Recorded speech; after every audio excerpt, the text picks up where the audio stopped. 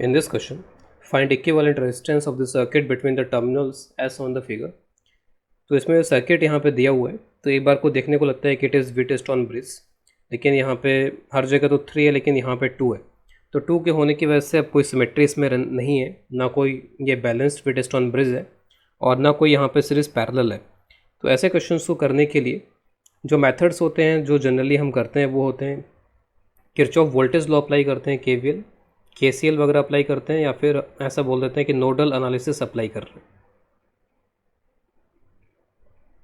तो इस क्वेश्चन में मेरा जो पर्पज़ है कि इसमें मैं नोडल एनालिसिस का जो मेथड है, इस मेथड को यहाँ पर एक बार करके बताऊँ कि किस तरीके से किया जा सकता है। और केवीएल जनरली लेंदी हुआ करते हैं, तो मैं जस्ट उसका एक हिंट दे दूँगा कि केवीएल अगर हमें अप्लाई करना है तो उसको हम कैसे अप्लाई करेंगे यहाँ पे। और एक बार नोडल से करने के बाद में इसको स्टार डेल्टा ट्रांसफॉर्मेशन से किस तरीके से कर पाएंगे, एक बार मैं उसको ही बताना चाहूँगा। तो पहले मैं नोडल एनालिसिस का यूज़ करके इसको बता रहा हूँ। तो अगर कोई भी कॉम्प्लेक्स सर्किट दिया जाता है, जैसे सपोज ए कॉम्प्लेक्स सर्किट और ये इसके टर्मिनल्स हैं, तो अगर मुझे सीरीज पैरेलल इन सब का आइडिया नहीं है तो जनरली हम यहाँ पर क्या करते हैं कि एक बैटरी कनेक्ट कर लेते हैं। तो अगर हमने V वोल्ट की एक बैटरी यहाँ कनेक्ट कर ली है और ये जो V वोल्ट की बैटरी है वो इस सर्किट को, ये जो कॉम्प्लेक्स सर्किट ऑफ रेजिस्टेंस है, ठीक है, रेजिस्टेंसेस का यहाँ पर एक ये पूरा कॉम्प्लेक्स यहाँ पर एक सर्किट है, ये उस सर्किट में यहाँ पर ये सपोज I करंट सेंड कर रहा है। तो बैटरी के थ्रू जो करंट यहाँ से जा रहा है वो है I। तो बाय डेफिनेशन जो R इक्वलेंट होता है वो V/I हो जाता है। यानी कि अगर मैं इस पूरे को रिप्लेस कर दूँ एक R इक्वलेंट से और वो V वोल्ट की बैटरी के अक्रॉस अगर कनेक्टेड हो तो वो भी यहाँ पर I करंट यहाँ पर कंज्यूम करेगा इस बैटरी से। तो this is by definition the R equivalent. जो बैटरी हमने अप्लाई करी है टर्मिनल्स के across divided by the current provided by the battery, ये हो जाएगा R इक्वलेंट। तो हमारा जो एम रहता है वो ये रहता है कि हम V/I कैलकुलेट कर लें इसके लिए, और V/I कैलकुलेट करके R इक्वलेंट निकाल लें। कई बार हम कैलकुलेशन को सिंपल बनाने के लिए V की कुछ स्पेसिफिक वैल्यूज़ भी ले सकते हैं। तो V की स्पेसिफिक वैल्यूज़ आप ले सकते हो, तो फिर आप जो सबसे सिंपल है आप वो ले लो, आप 1 ले लो। तो अगर मैं V को 1 ले लेता हूँ तो V को 1 लेने के बाद में R इक्वलेंट कैलकुलेट करने के लिए मुझे बस 1/I कैलकुलेट करना होगा। आप ये ध्यान रखो कि ये जो बैटरी आप जितने की भी ले रहे हो उस बैटरी के EMF से ये डिसाइड नहीं होगा कि इसका रेजिस्टेंस क्या होगा। रेजिस्टेंस इस बात से इंडिपेंडेंट है कि आप बैटरी कितने कनेक्ट कर रहे हो। अगर आप बैटरी 1 वोल्ट की कनेक्ट करते हो सकता है कि यहाँ से 1 एम्पीयर करंट चला जाए।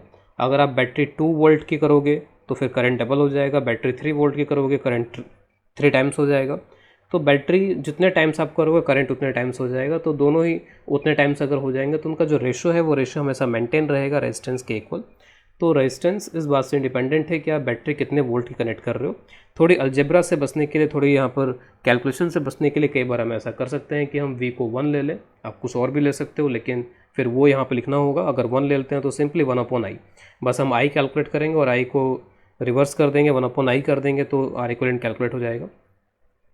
तो अब मैं इस मेथड को यहाँ पर अप्लाई कर रहा हूँ। मैं इसके जो दोनों टर्मिनल्स हैं, इन टर्मिनल्स पे यहाँ पर ये बैटरी कनेक्ट कर देता हूँ। सपोज एक बैटरी यहाँ पे कनेक्ट कर दी मैंने इसमें, और ये बैटरी मैंने 1 वोल्ट, जैसा मैंने बताया उसके अकॉर्डिंग मैंने 1 वोल्ट ले लिया इसको। अब इसके बाद में आप किसी पॉइंट को रेफरेंस लेके वहाँ का पोटेंशियल 0 ले लो। सपोज़ मैंने यहाँ का पोटेंशियल 0 ले लिया, तो जो बैटरी है वो यहाँ पर क्या कर रही है, 1 का पोटेंशियल डिफरेंस क्रिएट कर रही है। तो यहाँ पर ये 1 का जंप आ गया एक तरीके से, क्योंकि ये माइनस है और ये प्लस है। आप 0 लेने के बजाय कुछ और भी ले सकते हैं, कोई इसमें रिस्ट्रिक्शन नहीं है। आप चाहो तो इसको √2 ले सकते हो, लेकिन फिर आपको √2 के साथ कैलकुलेशन करनी होगी। It will be √2 + 1। तो यहाँ पे पोटेंशियल के जो एब्सोल्यूट वैल्यूज़ हैं उनका कोई खास मतलब नहीं होता है। अल्टीमेटली जो मतलब होता है वो पोटेंशियल डिफरेंसेस का, और 2 पॉइंट्स के बीच पोटेंशियल डिफरेंस जो आने वाला है वही आएगा। चाहे आप रेफरेंस किसी पॉइंट को ले लो और उस रेफरेंस पे आप 0 अज्यूम करो या कुछ और अज्यूम करो, डजेंट मैटर। तो 0 इसलिए लेते हैं क्योंकि यहाँ पर कैलकुलेशन हमारी आसान हो जाती है 0 के साथ में। तो 0, यहाँ पर भी 0, क्योंकि बीच में कोई सर्किट एलिमेंट नहीं है। तो यहाँ पे हर जगह के पोटेंशियल जो है वो 0 हो जाएंगे। हमारी कोशिश होती है कि जितने भी यहाँ पे रेजिस्टेंस हैं उसके दोनों टर्मिनल्स पे हम पोटेंशियल लिख दें। तो यहाँ पे 1 लिख दिया, फिर यहाँ से आप चलते हो तो इस रास्ते में कुछ भी नहीं है, तो कोई पोटेंशियल ड्रॉप या जंप नहीं है, तो 1 हो जाएगा। इसी तरीके से यहाँ का 1, यहाँ का 1। लेकिन जब आप यहाँ से इस पॉइंट तक जाते हो तो ये रेजिस्टेंस बीच में आता है, और रेजिस्टेंस पे पोटेंशियल ड्रॉप कुछ आ सकता है, पोटेंशियल में चेंजेस आ सकते हैं। तो फिर यहाँ का पोटेंशियल आप 1 नहीं बोल पाओगे या कुछ और नहीं बोल पाओगे, फिर आपको अज्यूम करना पड़ेगा यहाँ का पोटेंशियल x के इक्वल है। इसी तरीके से यहाँ का पोटेंशियल आप अज्यूम करो कि y के इक्वल है, क्योंकि इधर का पाथ बिल्कुल अलग है, इधर का पाथ बिल्कुल अलग है। तो आप इन दोनों के पोटेंशियल में कोई रिलेशन डायरेक्टली नहीं बता सकते, यहाँ पे कुछ दिख नहीं रहा ऐसा। तो आप इसको x एज्यूम कर लो, इसको y एज्यूम कर लो, और एक बार आपने यहाँ पर x और y एज्यूम कर लिए तो आपके पास में दो वेरिएबल्स हो गए। अल्टीमेटली हमारा जो एम है वो ये है कि यहाँ से कितना करंट जा रहा है उस करंट को कैलकुलेट करना हमारे यहाँ पर एम है बैटरी के थ्रू। उसको हम कैसे कैलकुलेट करेंगे यहाँ पर, तो डेट वी विल सी। तो ये जो जंक्शन है उस जंक्शन पे आपको जंक्शन लो की इक्वेशन लिखनी पड़ेगी। जंक्शन लो क्या होता है, अगर कोई भी जंक्शन है इस तरीके का, हमारे जंक्शन पे यहाँ पे ये 3 पॉइंट्स दिख रहे हैं मुझे, तो उस जंक्शन पे जो नेट करंट का सम है अलजेब्रिक सम, वो अलजेब्रिक सम 0 होता है। अब आपको करंट एज्यूम करने पड़ेंगे जंक्शन लो की इक्वेशन के लिए। तो करंट एज्यूम करने में हमें अब ज़्यादा सोचना नहीं चाहिए, हमें बस सिंपली करंट को किसी एक डायरेक्शन में एज्यूम कर लेना चाहिए। सपोज़ जनरली मेरी टेंडेंसी होती है कि मैं करंट को आउटवर्ड डायरेक्शन में एज्यूम कर लेता हूँ, और ऐसा एज्यूम करने से फ़ायदा ये होता है कि हमें बार बार ये देखना नहीं पड़ता है कि इसमें करंट इधर इनकमिंग है आउटगोइंग है क्या है यहाँ पर, ये बस सिंपली मैंने सभी को आउटगोइंग एज्यूम कर लिया। ऑब्वियस है कि प्रैक्टिकली ये सभी आउटगोइंग नहीं हो सकते हैं, तो कोई ना कोई करंट इसमें नेगेटिव आएगा यहाँ पर, और नेगेटिव आएगा इसका मतलब फिर वो जो हमने डायरेक्शन एज्यूम किया था उसका अपोजिट होगा। तो जस्ट इस पॉइंट के पोटेंशियल की कैलकुलेशन के लिए हम लोग यहाँ पे करंट को ऐसे एज्यूम करके जंक्शन लो की इक्वेशन लिखेंगे। और ऐसे लिखने में हमें फ़ायदा यहाँ पर ये हो रहा है कि आप करंट को जब इधर जाते हुए एज्यूम कर रहे हो तो इस रेजिस्टेंस में करंट इस पॉइंट से इस पॉइंट तक जा रहा है। इसका मतलब है कि एक तरीके से हम बोल रहे हैं कि ये हायर पोटेंशियल और ये लोअर पोटेंशियल है। तो इस 3 ओम में आप यहाँ पर लिखोगे x-1, ये तो हो गया पोटेंशियल डिफरेंस, डिवाइड बाई 3, क्योंकि करंट को हम यहाँ पर इधर जाते हुए मान रहे हैं। अगर किसी ने, जैसे अब मैं इसके अकॉर्डिंग इक्वेशन लिख रहा हूँ, तो मेरी इक्वेशन का जो शेप है वो ऐसा है, I1 + I2 + I3 = 0। अगर कुछ और तरीके से अगर कोई करंट एज्यूम करता है, मान लीजिए किसी ने करंट को ऐसे एज्यूम कर लिया, तो फिर आप उसको इक्वेशन जो वो लिखेगा वो इक्वेशन हो जाएगी I1 = I2 + I3, और फिर वो I1 को जो भी एज्यूम किया डायरेक्शन उसके अकॉर्डिंग लिखेगा, फिर वो लिखेगा इसको 1 - x/3।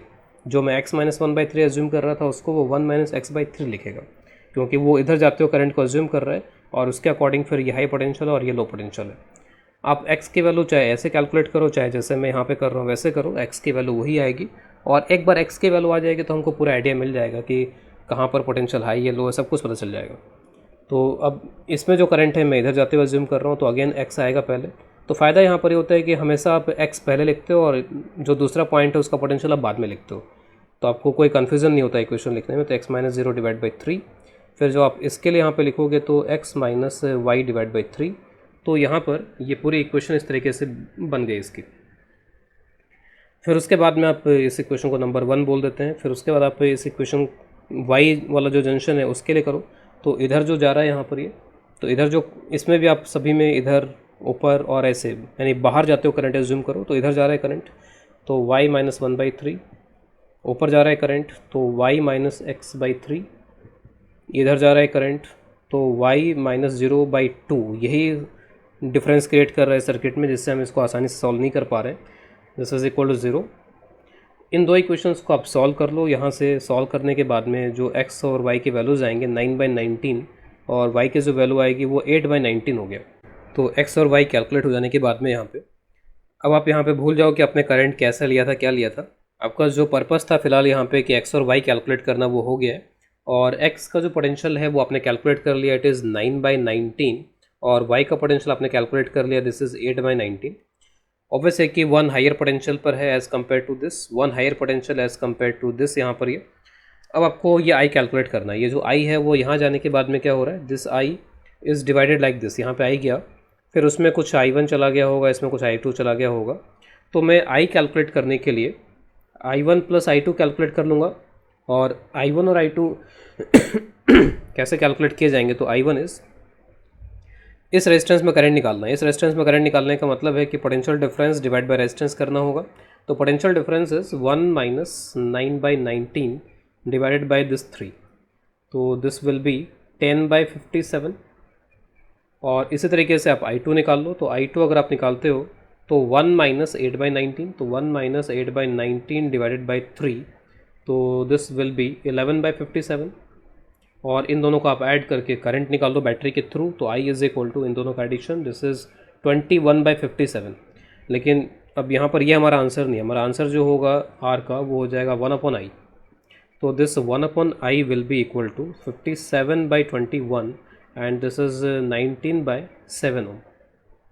तो ये इसका आंसर हो जाएगा इक्विवेलेंट रेजिस्टेंस के लिए। इसी क्वेश्चन को मैं एक दूसरे मेथड से कर रहा हूँ जिसको बोलते हैं स्टार डेल्टा ट्रांसफॉर्मेशंस। तो सर्किट में अगर ये 3 इस तरीके के पॉइंट्स हैं, टर्मिनल्स हैं, और उन 3 पॉइंट्स पे इस तरीके का अगर ऐसा ट्राइंगल यहाँ बन रहा है तो उस ट्राइंगल को आप इस फॉर्म में कन्वर्ट कर सकते हो। ये ट्राइंगल बन रहा है तो इसको डेल्टा बोल देते हैं, इसको वाई या स्टार बोल देते हैं।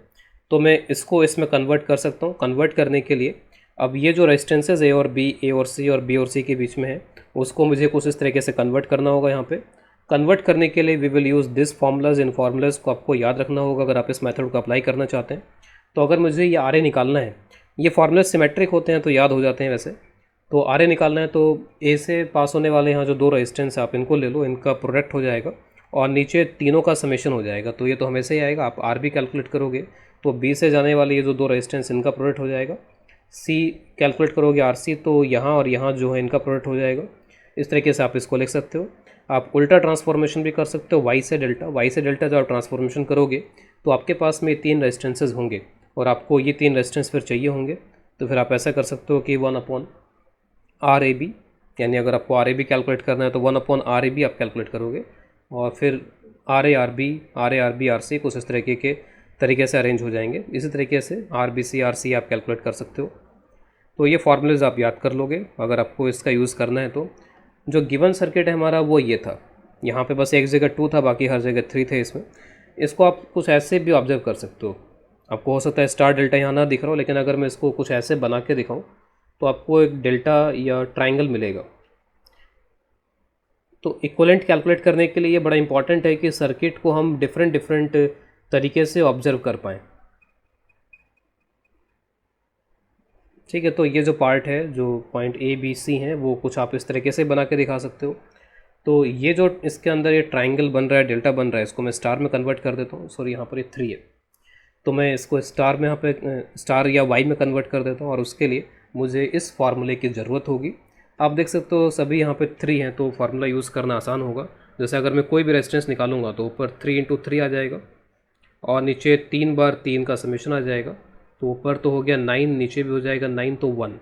तो इस तरीके के जो 3 रेजिस्टेंस आएंगे तीनों ही 1 के बराबर आ जाएंगे जब मैं इस सर्किट के लिए करूँगा। तो अब इस सर्किट को मैं ट्रांसफॉर्म करके ऐसे रिप्रेजेंट कर रहा हूँ। तो this circuit can be represented like this. Suppose ये आपका ए पॉइंट हो गया और उसके बाद में आप सर्किट को ऐसे कनेक्ट करते चले जाओ। किसी भी कन्फ्यूज़न से बचने के लिए पॉइंट्स आप ज़रूर मार्क करो यहाँ पे। तो this is your A point, ये 1 ओम, दिस इज़ 1, दिस इज़ 1, और ये आपके बी और सी वाले टर्मिनल्स हो गए।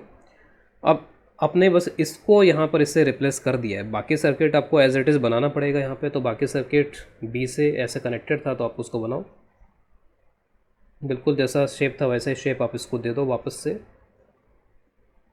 तो 3, 2 कुछ इस तरीके का हो जाएगा यहाँ पर ये। अब आप देख सकते हो कि सर्किट सिंप्लीफाइड हो चुका है। 3 और 1 ये 4 हो जाएंगे सीरीज़, 1 और 2 ये भी सीरीज़ में हो जाएंगे 3।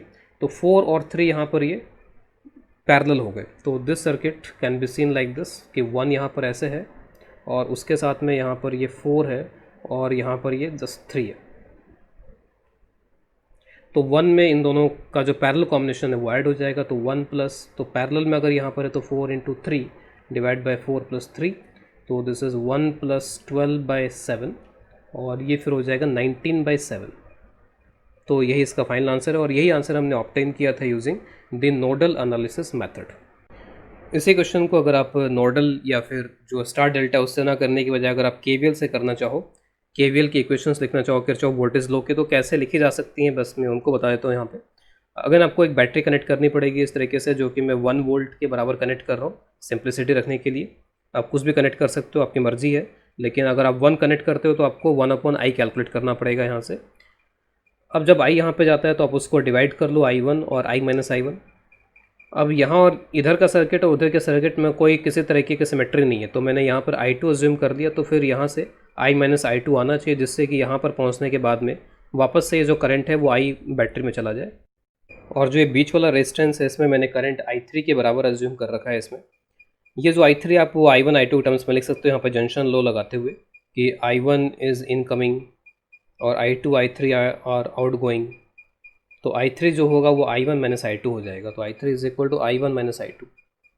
तो now you have 3 variables I I1 and I2, इन तीन वेरिएबल्स के लिए आपको तीन लूप की इक्वेशन बनानी पड़ेंगी यहाँ पर इसमें। तो आप एक इस छोटे वाले लूप में घूम सकते हो, इस पॉइंट से स्टार्ट करके, starting from this going like this, इसमें आप घूम सकते हो, और एक आप आउटर लूप यहाँ पे बना सकते हो, ठीक है, आउटर बिगर लूप। इन तीनों की इक्वेशन क्या होगी, मैं इक्वेशंस को लिख देता हूँ, आप उनको सॉल्व करोगे, फिर 1/i निकालोगे तो आपको वही आंसर मिलना चाहिए वापस से। तो लूप नंबर 1 ये छोटा लूप है, मैं यहाँ से स्टार्ट कर रहा हूँ, तो मैं करंट के अपोजिट यहाँ पे जा रहा हूँ, तो ये प्लस होता था, ये माइनस होता है करंट के डायरेक्शन में।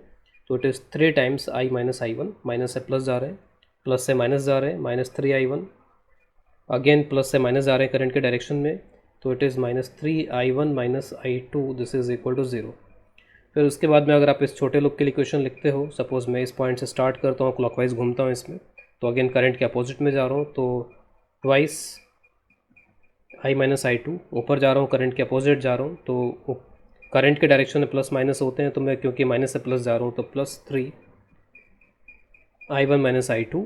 फिर उसके बाद में मैं इसके अलॉन्ग ही जा रहा हूँ करंट के अलॉन्ग, तो -3i2, this is equal to 0। आपको बैटरी को इंक्लूड करते हुए आउटर लूप से इक्वेशन लिखनी है, तो यहाँ से स्टार्ट कीजिए, तो 1, फिर -3i1, फिर यहाँ पर -3i2, this is equal to 0। तो इनको आप सॉल्व करो और उससे i निकाल लो और 1/i कर दो, तो उससे भी आपको आंसर मिलेगा।